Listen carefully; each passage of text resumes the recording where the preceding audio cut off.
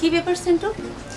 তোমাকে না বারবার বললাম নীল রঙের টি শার্টটা পরে আসতে, পরনি কেন? এই কি ভাবছো? উফ, কিছু বলো।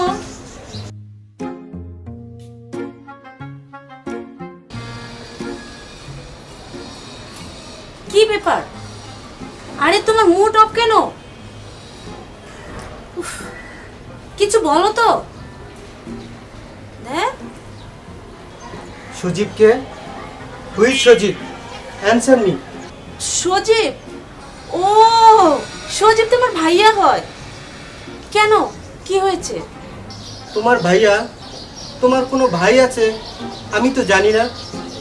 আমি তো জানি তোমরা 4 বোন। হুট করে তোমার ভাইয়া কোথা থেকে আসলো? Answer me. আরে ও তো আমার জেঠাতো ভাই, কিন্তু ওরে আমরা আপন বড় ভাইয়ের মতো দেখি। কেন, কি সমস্যা? কি সমস্যা? সেটা তো আমার জানার কথা না, সেটা তো তোমার জানার কথা। তুমি আমার কাছে জানতে চাচ্ছ কেন? Answer me. আরে বাবা, কি হয়েছে সেটা তো বলবে। আমি তো কিছুই বুঝতে পারছি না।